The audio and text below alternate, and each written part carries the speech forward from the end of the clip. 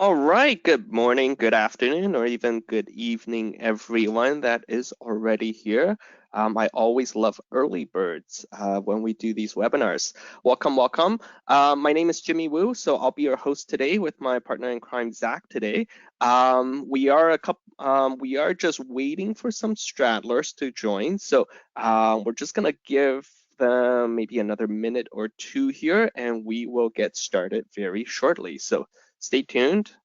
Don't hesitate. We'll be right back after a quick 1-minute commercial break.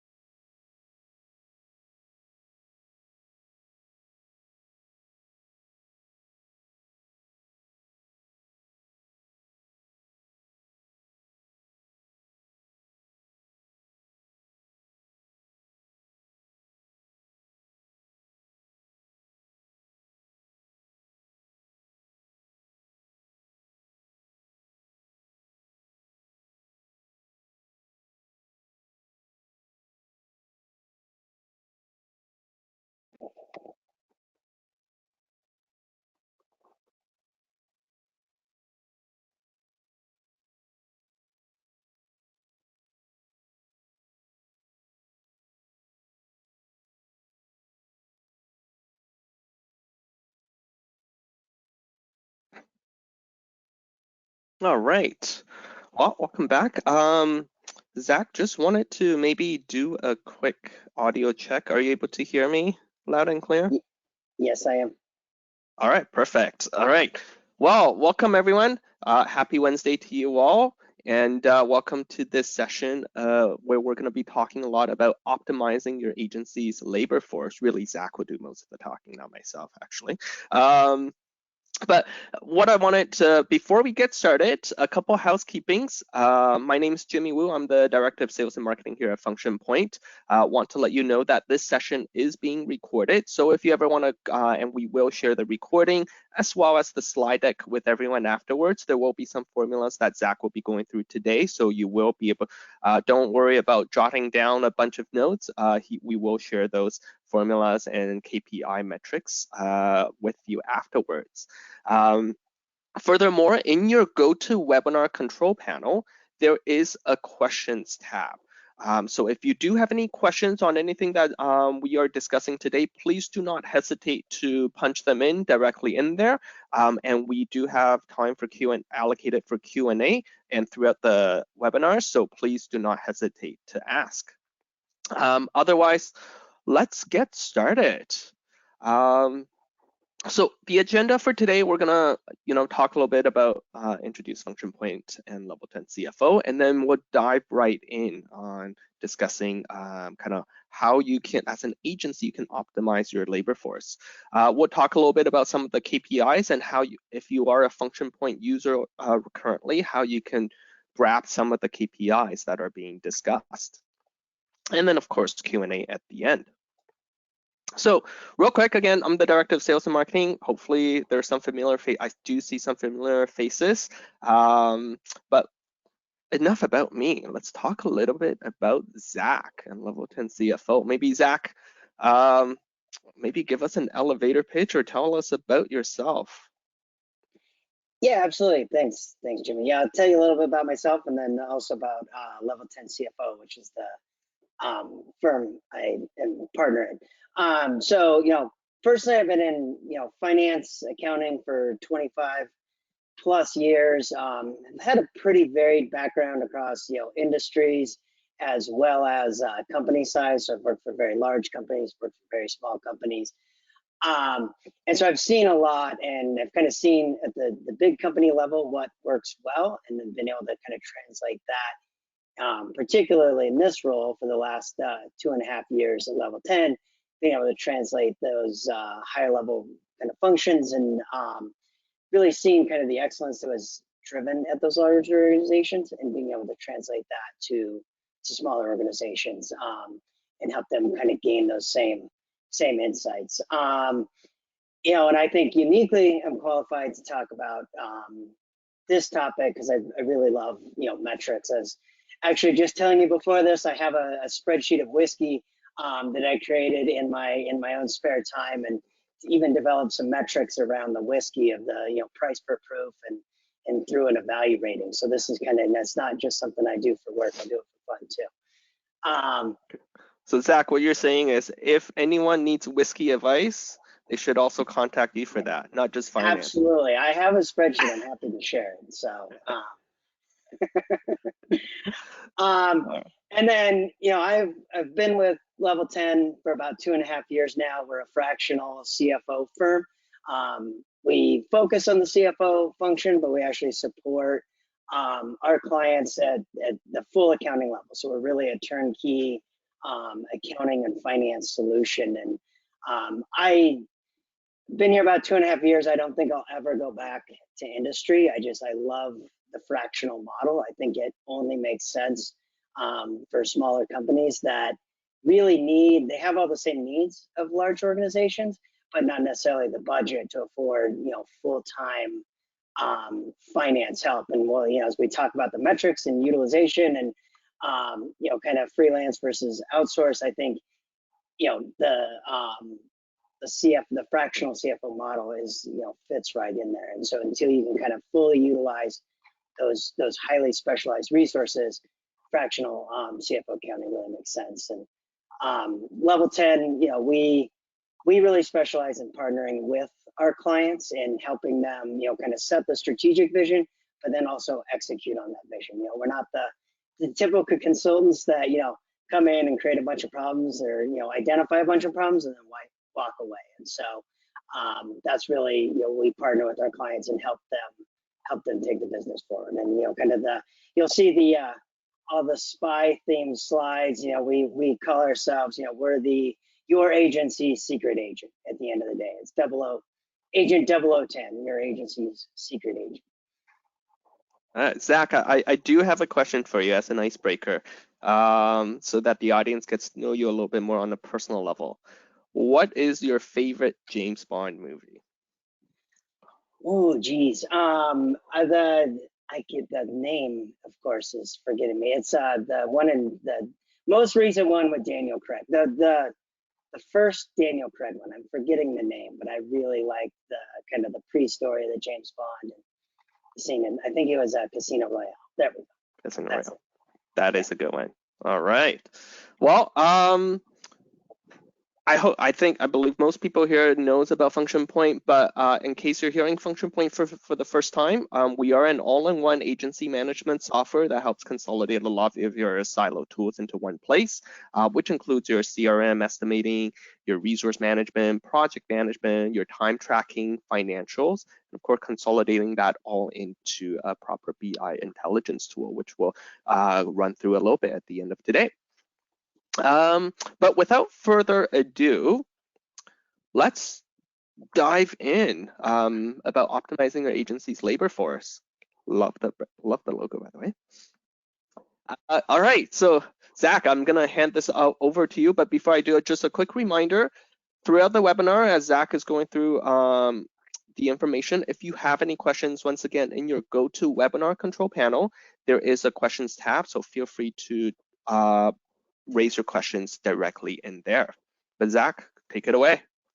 Okay, so I'll go through this quick and then we'll get to the kind of the meat of the presentation here. But these are some of the common questions that we're asked, by our clients that we're really going to try and help answer today. So, kind of billability versus utilization. I think these are two metrics that are often used interchangeably, and we hear clients talk about utilization, but they really are talking about billability. And so we'll go in depth on that, and then really kind of understanding how to use billability, how to drive profitability, using that metric and really understanding what it means. We're going to put some dollar figures around the cost of underutilized resources. So really digging in and saying, okay, if we're not putting our people to use, what does that actually cost me in dollars and hours? And then finally, this is a tough question. Probably the most universal question we get from all of our agency clients is, when do you hire a full-time resource versus use freelance labor? And we have some math to try and simplify this. I think, I don't know if we're going to make it easy, but we might make it less hard. So, all right. And then kind of before we get into it, I don't want to spend too much time here, but kind of before we get into the grad school lesson of all the metrics, we might want to just cover and just make sure everyone's got their kind of undergrad basics covered.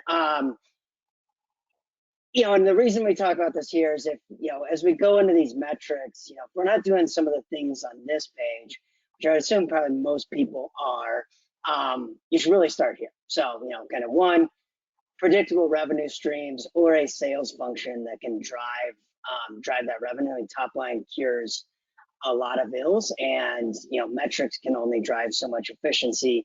At the end of the day, you have to have revenue coming in the door. And the use of accrual accounting and regular review of that accrual accounting P&L are super important. So in really getting a good understanding of your gross margin. So that's why we talk about the accrual accounting is kind of matching your revenue and your expenditures in the same period and understanding how those two relate to one another. Again, kind of, you know, say simple accounting stuff, but very, very valuable. Setting a budget and using the budget. So not just, you know, creating a tool, you know, in January and then never looking at it again, but actually creating a budget and regularly going and visiting that budget. We, you know, talk about it later, but kind of using the scientific method on all of this. We're going to talk about it today, but kind of the budget is your hypothesis or your prediction of what's going to happen. You're then going to run your business. That's your experiment.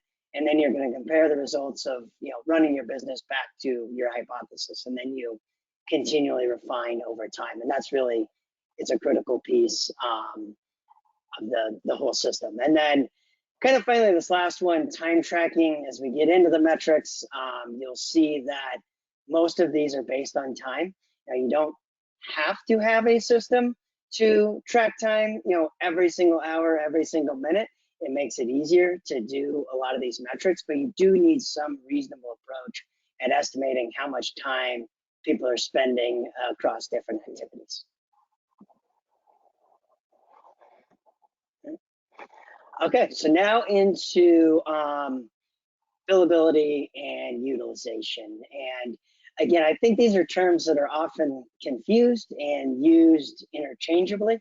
And you know, our approach is probably a little different than what you've seen before, but they really are different numbers and they tell you different things. So when we look at billability, we're not talking about time billed to a client.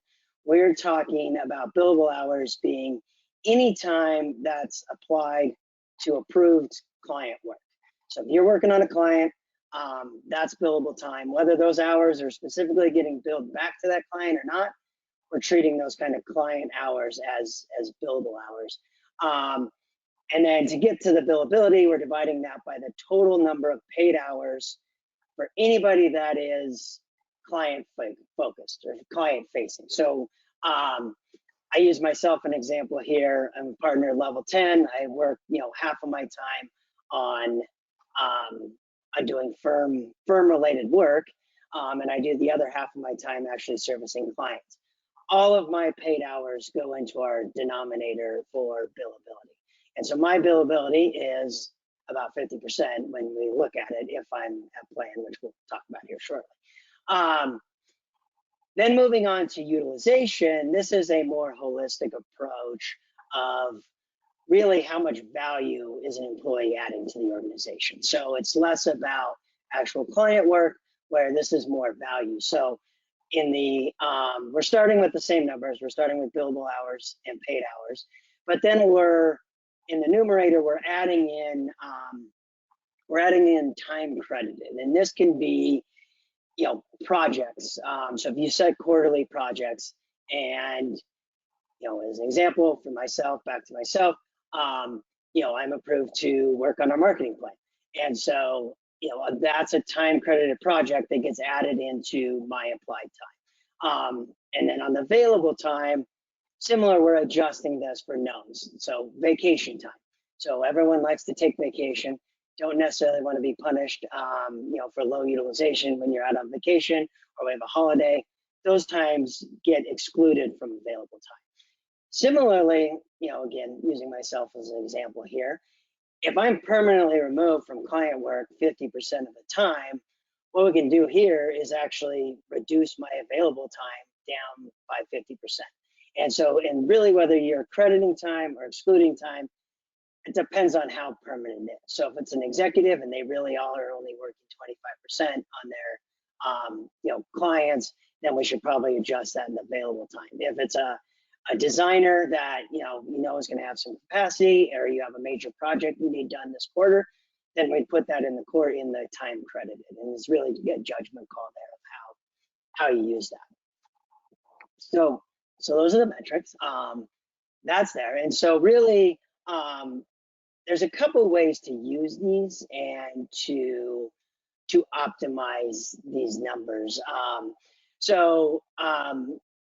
Part of it is looking at the gap. So, again, billability, myself as an example, I have a 50%, but my utilization's at 120%.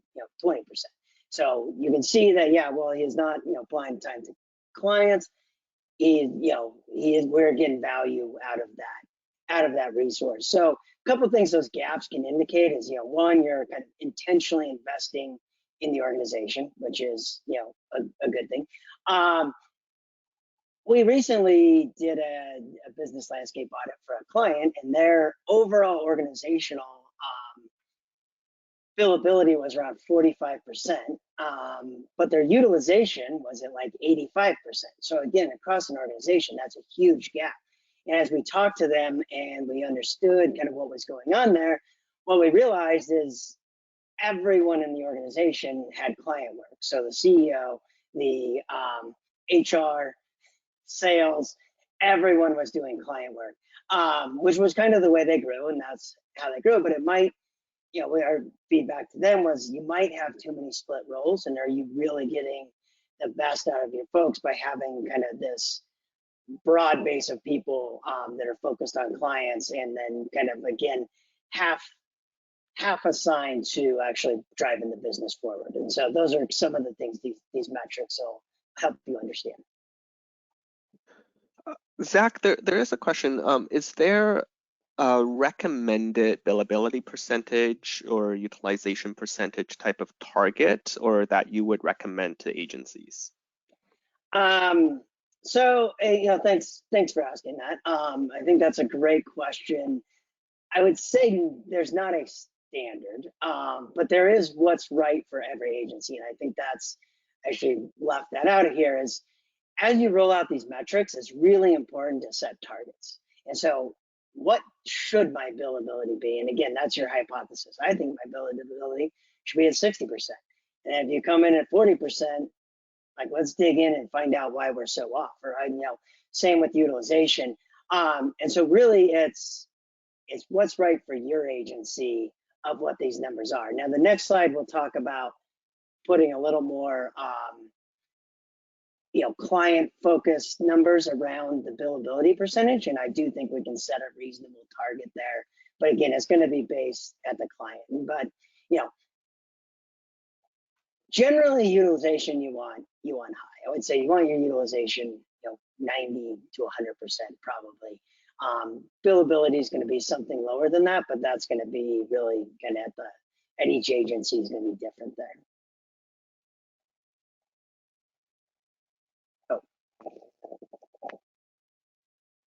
Sorry, let's keep going then. Oh, yeah. Okay. I lost your sound there. I didn't know if that was you or me. Okay. So, kind of another question is like, okay, great. We got billability. We're running high on billability, but we're still not profitable. So what's going on? So we're, everybody's working on client work. Why are we profitable? I mean, profitability is a fickle mistress for sure. So, there's multiple causes here, and I'm not going to go super in depth, but I mean, there can be pricing, there can be, inconsistent revenue streams, low contribution margins. So I've seen times, a client, their revenue was basically flat. It was pretty predictable, but it was flat. Their salaries were flat, but their freelancer costs kept growing, and so their contribution margin kept declining, and then ultimately, they went unprofitable until we got freelancers realigned, and so that can cause pain. And their billability was fine. And then the other, just fixed overhead. So again, we're not looking to shave the cost of paper clips here. It's like, look at your big items. You got labor, you've got facility costs. Software is actually a creeping cost that we see these days, where all these SaaS licenses, you're like, oh, it's $20 a month, or 20 this, or 25, and it adds up, and it can get to be a significant number. So just kind of really minding the ship there.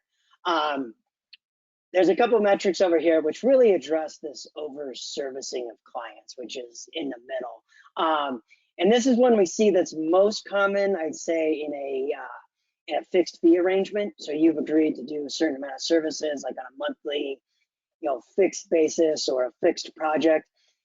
It can be used in a T&M shop as well, if you're, but it's most useful in a fixed shop or a fixed rate shop. But the first one is billability at plan. So every project you bid, and I think most agencies I've seen have some logic of, and it's a buildup of hours of how they come up with pricing. So they're going to client bid, they're going to calculate all the hours. I was going to take this much copywriting, this much design, whatever, and they all add up that, and they create a budget, and they create a bid out to the client that's based on hours. But then what we see a lot of times is those hours get lost, and they just get lost to history, and nobody ever looks at them again. This billability at plan tries to solve that. And so that's essentially taking those budgeted hours for all of your projects and calculating what should my billability be. And so the question on the last one, this is going to be unique to each firm, but based on all the projects that you have in the hopper, and that you're kind of actively working on, you should be able to go back to those project budgets and say, okay, what is the correct billability based on the budgets we've set? And then the other one, this budget attainment, is really guided at stopping over-servicing of clients, or just understanding, are we over-servicing clients, or did we underbid the project? But you take your billable hours from all your plans, so all of your project scopes, what should my billable hours be? And then you compare that back against what your billable hours were. And so, what you'll see is you're going to see projects that, will pop up, or individuals are going to pop up. They're working, way more hours than what we planned. And there could be, multiple numbers of why that's happening, but at least gives you a point to kind of dig in and look at it. Like we use both of these metrics for our firm. We actually operate, professional services, operate very much like an agency. And so this budget attainment, we saw one. We saw, one of our CFOs, his in actions across an entire account. The budget attainment was just off the charts. We were like at 150%. We started digging in and really understanding it, and actually, we underscoped it, and so we actually had to go back to the client and have a tough conversation. But we got a fee increase kind of out of that to help rectify the situation. We actually talked, it was a long process. We gave an option to, reduce their hours, or kind of get back in scope, or we'd have to, adjust fees. And we kind of both agreed that, yeah, we really need more time here.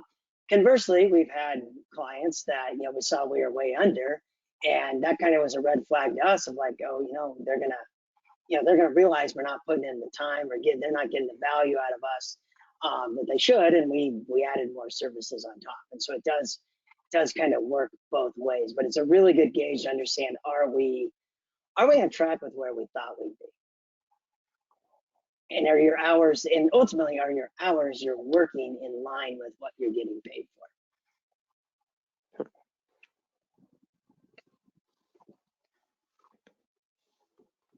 Okay. I am ready.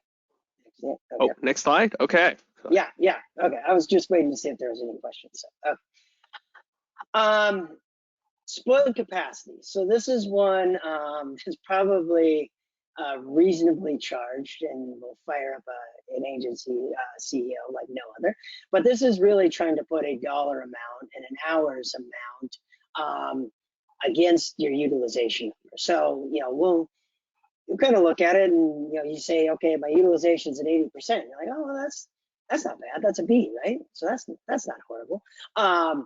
But looking at, if you put that in terms of hours, and you have available time, an individual has an available time of 1,800 hours a year at 80%, that's 360 hours of lost time that essentially you're not getting back because the time has passed. And 360 hours a year, that's 30 hours a month, roughly 7 hours a day or 7 hours a week of kind of lost productivity. And so that's that first metric, and it's using the same numbers that we used in our utilization calculation, but it's boiling down to an hours. And so this, you take your available time minus what you applied, and that gives you an hour number.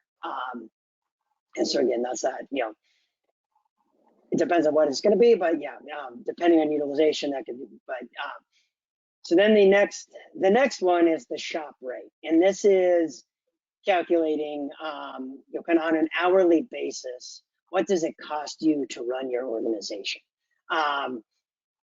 You could substitute this with salaries and just take your salary base and divide that by available time.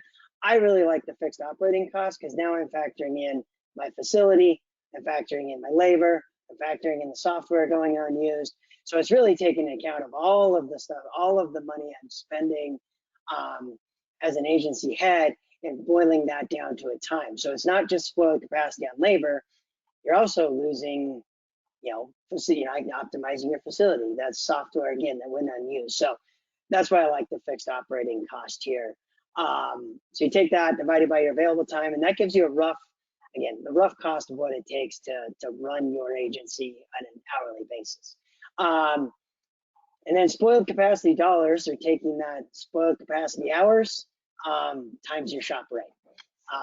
And so again, to put this kind of in context of real numbers using the same 80%, if your fixed operating costs are $1 million a year, and you're, this 80% utilization, that's $200,000 of value that's been lost, and it's, irrecoverable. So those numbers will cause some angst. So really the focus should be on what can we do to optimize our excess capacity. You're never going to be 100% perfectly utilized. Like it might be for a very short period, but over time, you're always going to have some mismatch. And really to capture new business, probably the more common is that you're going to have some underutilized staff. So, what do we do to get value on those resources? Because at the end of the day, labor is an investment. And so let's make sure we're getting an ROI on that and returning value to the organization. So I think the long range, if you see kind of some capacity coming over a long period, is get some projects. So put teams to work and assign them projects of moving the organization forward. So do we need to develop a new website? Do we need some internal marketing materials? Like, let's get those resources to work and kind of set that up at the beginning so they know they have that going on. The other thing is that have a list of downtime activities. So if a client project gets delayed a week, people are just sitting around twiddling their thumbs. So what's a list of downtime activities that people can do? Are there projects that could demonstrate your thought leadership in the space? Writing blogs.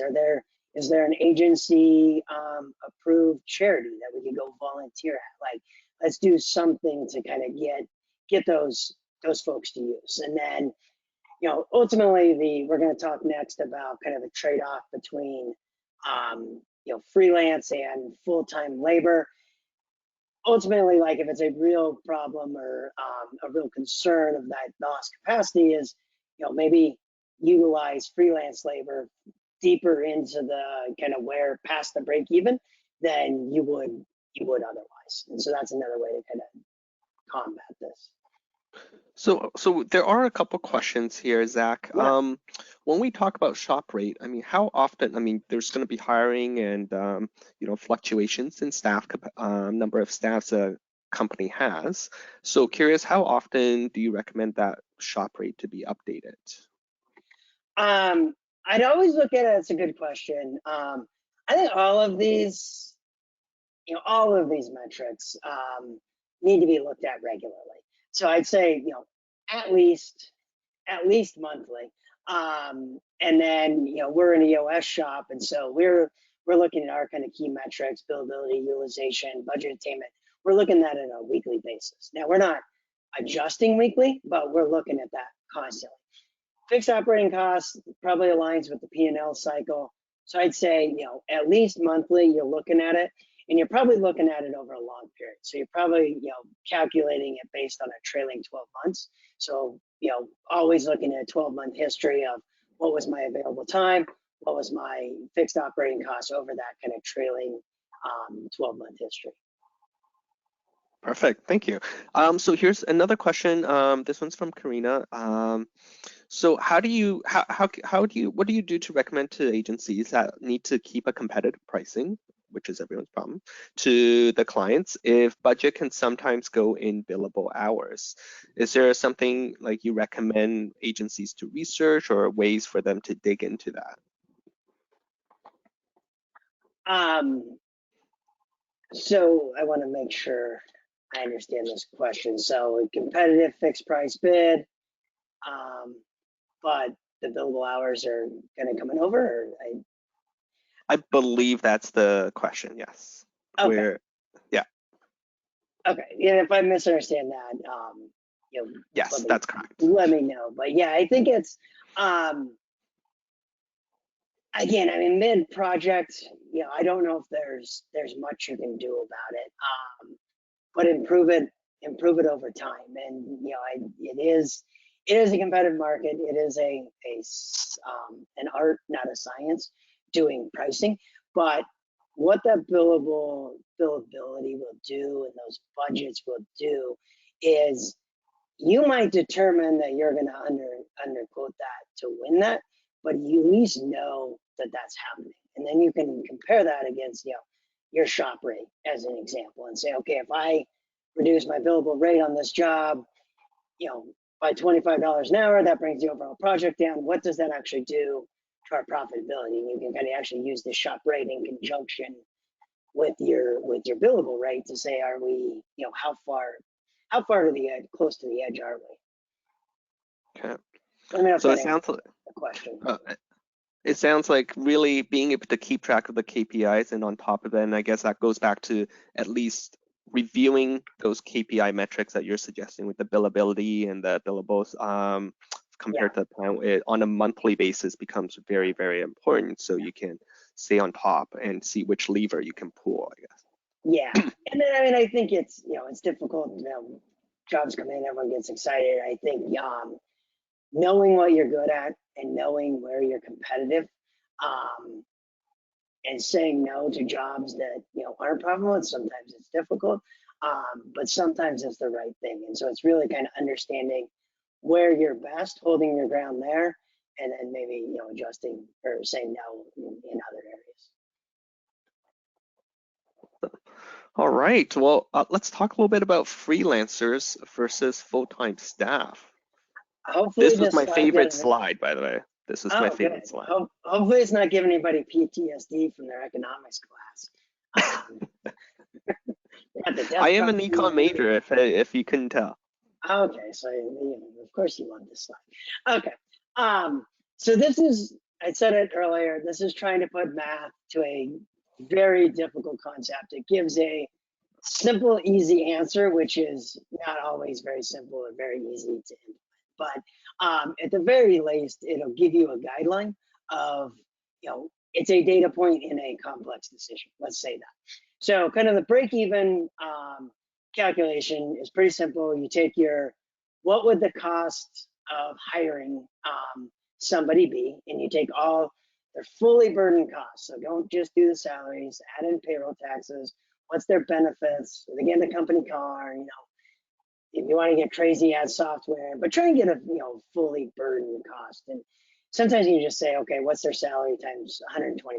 Do it roughly, but add something in there to get that full cost. So in this example, the cost is $90,000 a year. The competitive, freelancer hourly rate, if I was to outsource that, is 85 bucks an hour. So you divide your hourly rate into your fixed cost, and then that gives you a number. And that's in this case, it's 1,058 hours, or roughly 88 hours a month.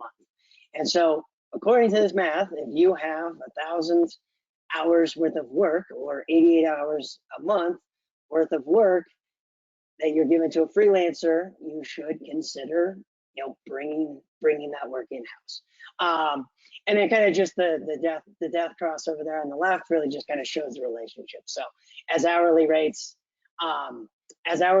decrease, then the break-even point increases. And similarly, if your FTE cost goes up, then similarly the break-even hours go up. So that's just kind of showing that relationship. But at the end of the day, we've got, okay, so now we've got 88 hours a month is our break-even. It's a guideline. So, predictability of revenue, I think, plays biggest in this decision. So I win a big project and I know it's going to be 88 hours for the next month, but I got a 6-month sales cycle and my pipeline's dry. Well, it probably doesn't make sense to outsource that resource. Similarly, conversely, if I've got, retainer-based clients, reasonably, long tenured clients, and I'm kind of approaching that number and I tip over and go to 90, 95 hours, hey, maybe we should bring somebody in. So I think that predictability of revenue is, really going to be one of the biggest determining factors here.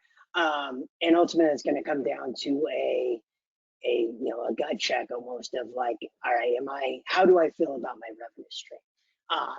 That I can get these hours. The other, I think, key consideration is specialization of resources. So, if we go back to the example of a CFO or any finance, professional at all, it's a very specialized resource. So if you were to hire a CFO in full time, and it's a small agency, and kind of this break even works out, and it's 88 hours a month. Well, that CFO is going to be underutilized, basically by 45%, and they're very specialized skill sets. So you're gonna have a hard time getting value out of that, resource, applying them to other projects or, any sort of time credited project, because they're really good at finance. And if there's no finance work, then, that time's gonna go unused. So I think the specialization of resource really plays into this. So the more general the resource that you can plug into this formula, I think the more confidence you can have in using the numbers, and you hit those 88 hours, and it's somebody who can do 3 or 4 different disciplines, well, then that probably makes sense, because you're going to have a better chance of filling up their utilization than if somebody's really specialized. And I'd say even if the math says you should hire somebody, if they're really specialized, maybe you let that run a little further. And so you say, okay, well, we're really going to let this go to 1,300 or 1,400 hours, where we're really feeling some pain on the freelancer before we pull the trigger on that specialized resource. I think the customer requirements are a big one here. I've had a really small agency, and they kind of shrunk their workforce as much as they possibly could. And I was honestly pushing them to go a little further, and they're like, we can't go any further without jeopardizing our business development. We have to have a certain number of people around a conference room to actually sell and have them believe we're an agency. And so I think that's an extreme example, but I do think there are examples where the customer is going to really want to know who their resource is, or have certain requirements that you have certain amount of people on staff. And then kind of this final bullet is really a psychological one. So, as an agency owner, going back to the last slide on spoiled capacity, depending on how badly that number is going to bother you, would tell you how far to push this up, for the freelancers. And so, if you have good use for excess hours and you're okay with a little bit of underutilized resource, then, you can pull the trigger at 80 hours. If it's going to drive you crazy to come in and know somebody's sitting at 50%, you don't have a bunch of projects to give them, then you should probably wait a little longer up the curve before you pull the trigger. Okay. Awesome. Perfect. So not easy, but hopefully we made it less hard. Okay, a little bit of economics. All right, I didn't expect to get that lesson today. So we just have about 5 minutes left here. Well, any final thoughts, I guess, Zach? Yeah. So high level, we talked about the scientific method. I think everyone's kind of familiar with that, but make your prediction, run your experiment, run your business, make your observations, ask questions. Like, don't just make the observations, be like, oh, billability dropped by 20% this week. That's weird. And then move on to the next item. Like, kind of dig in, at least dig in, understand, ask the questions, reset your hypothesis, and then kind of repeat. As you're setting this up, spoiler alert, you will have bad data. Your time data will be incomplete.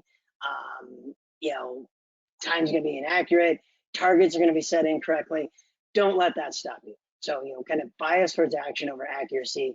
Like, your numbers will be wrong, but the process of going through this will make them better over time. And your actual results will improve, and your predictions will improve, and you'll get a better understanding of your business. There's I worked at GE Healthcare, and it was if you measure it, it will improve, and that's really the thought behind here. You're not going to get it right out of the gate. Don't let that stop you from starting. And I think this last piece, it kind of ties in with the first bullet, the scientific method, but consistent application, leadership buy-in, one, but then really leadership buy-in with consistent application is the key to all of this. I don't think there's anything we've discussed here that a 10-minute Google search couldn't have found out for you, but it's doing this over long periods of time. So if you New Year's Eve comes every year, and New Year's Day, everyone's like, oh, I'm going to go to the gym, I'm going to get in shape, go to the gym 3 times, and then it's not enough. You gotta apply consistent over time. If you're eating healthy, having a salad once a month isn't going to make a difference. You gotta apply these daily, consistently, weekly, monthly, over a long period of time, and it will drive the change in your organization, but it is not a quick fix. And kind of the final piece is get the help you need. This is all a little too much economics, too much math.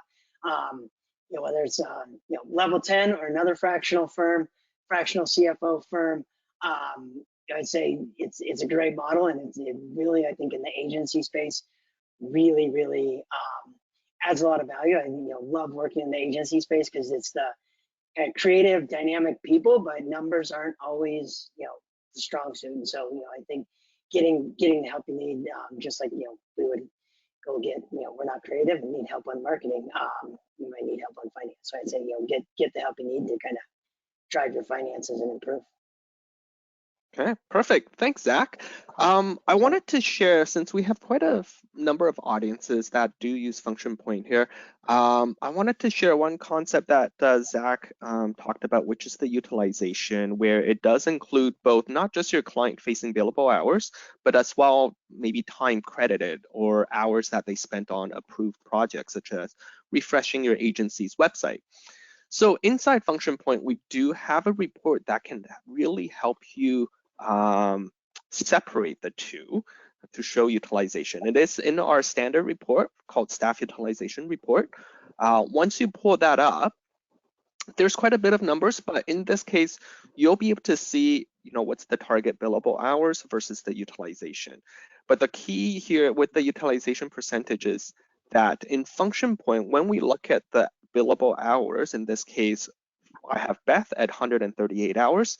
FunctionPoint can allow you to track external billable versus internal billable. So in this case, the external billable would be your client-facing work, whereas your internal billable would be in-house jobs that are approved and contribute to your overall business performance. So this is important. It's kind of a little gem inside FunctionPoint that not a lot of people know about, but if you would like to learn a little bit more how that works and how you would set up your jobs or hours so that it does populate and separate this data intelligence for you, please don't hesitate to reach out to your customer success team. But without further ado, so we are at the top of the at the end of the webinar. Just so everyone knows, we will be sharing the slide deck. Inside the slide deck, Zack and Level10 CFO was very generous to include some of the KPI metrics and definitions that were discussed today. It does go a little bit more in depth, so please do take a look. I personally found it very helpful and informative. So we will be sharing that to all participants within the next 1 to 2 business days.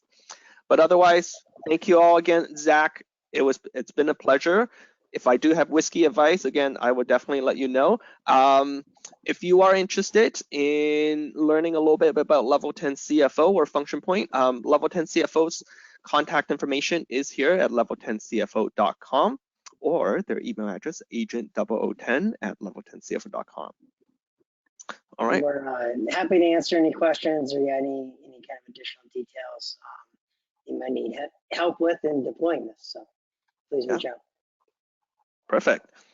All right. Thank you, everyone. Thank you, Zack. And we hope you have a great rest of the day. Thank you.